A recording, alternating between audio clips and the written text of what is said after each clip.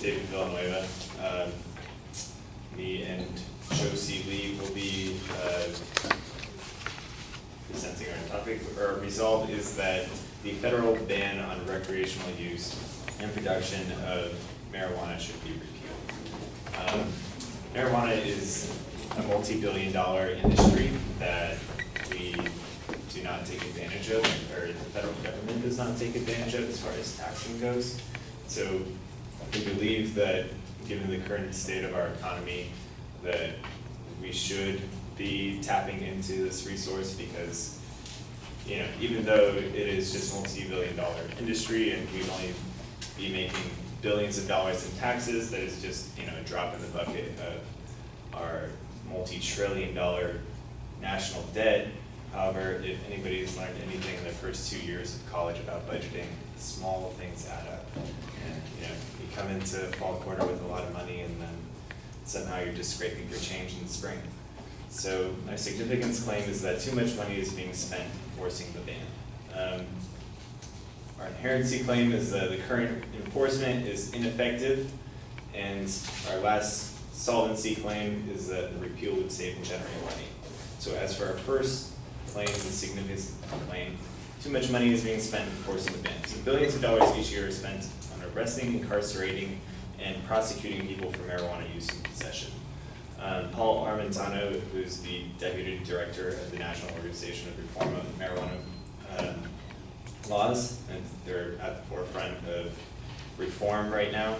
He says that according to the most recent figures available from the FBI, police arrested an estimated 786,000 people on marijuana charges in 2005.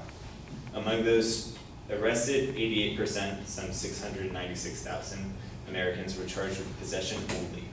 So it's a relatively harmless drug that we are directing a lot of our efforts towards and spending a lot of money on. And as far as incarceration goes, the U.S. Department of Justice statistics or estimates that the total number of state and federal drug prisoners suggests that there are now about 33,655 state inmates and 10,785 federal inmates behind bars for marijuana offenses.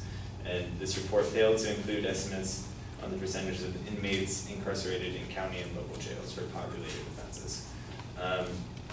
Armentano also goes on to talk about that American taxpayers are now spending more than $1 billion each year purely on incarcerating citizens for marijuana, and that according to statistics recently released by the U.S. Department of Justice Bureau of Justice Statistics, another $8 billion are spent in criminal costs. So to put that $9 billion in perspective, Lambo of NPR states that it costs on average $10,615 to send one child to public school for a year. So if we divide 9 billion by 10,615, we can send 840,855 students to public school for 1 year.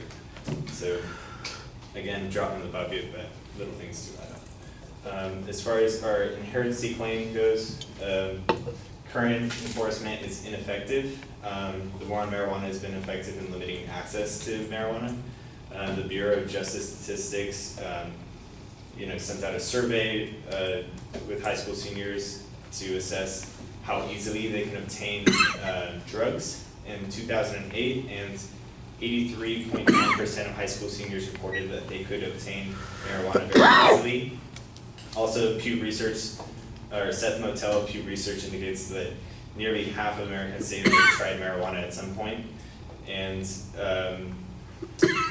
the National Institute of Drug Abuse also states that marijuana use has increased since 2007. In 2012, there are 18.9 million current pass month users, and that is up from 14.4 million in 2007. So in just 5 years, we went up 14.5 million users. So clearly what we are spending has not been effective in deterring people from using marijuana, nor has it been effective in limiting supply or access. Also, it poses no real threat in public safety. Traffic fatalities fell 3% in the first year of legal marijuana sales in Colorado. That is reported from the Colorado Department of Transportation fatal crash data. So it's not like because we are legalizing it, tons of people are going to be entering the roads impaired in some way. Based on what data I've presented so far, it's probably safe to say that people who do want to smoke weed, and this would just make it a little bit easier for us or for them, but we would also be taxing them and generating a lot of money and saving money from incarceration. And then lastly, for the plan, repeal would save and generate money, so obviously we'd be spending $9 billion less, well, about $9 million less, and that also taxing them has the potential of generating billions of dollars each year. From the Colorado Department of Revenue, for the first year of marijuana legalization, they generated $80,451,414 just from taxes, legal fees, and licenses. So if we were to legalize it across the nation, then most likely we would be getting up into the billions as far as tax revenue goes. And also we would create taxable jobs from legalization. The Marijuana Policy Project states that in Colorado, the state has licensed hundreds of retail dispensaries throughout the state and more than 16,000 individuals to work in the industry. This does not include jobs created in collateral sectors such as construction, law, accounting, and tourism. So as for our plan of action, I'll go over as quickly as possible. So we will legalize marijuana for recreational use and production for people ages 21 and older. Marijuana means flowers, concentrate, topical ointments, edibles, hemp, and other derivatives of marijuana. All prisoners and jail inmates will be released if they were convicted for marijuana use and possession only. This excludes trafficking, distribution, and public or probation violation. Like alcohol production, small quantities will be legal, however, unpermitted sale will be illegal. Commercial production will be licensed. Before sale, each batch of marijuana must be sent to a certified lab for psychoactive compound testing, contaminant testing, and record keeping / traceability processes. Retailers will have different licenses: sale only, sale and on-site consumption, and sale on-site consumption and production violation will result in hefty fines for revocation of license. Also, security guards must be on site at all times. Sales tax will be implemented. Marijuana special sales tax will be implemented.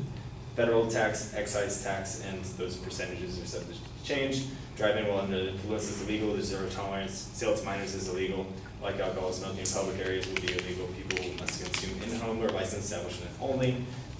Possession in public is acceptable, however, and regulation will be governed by TTP, and this will be effective by June 2016.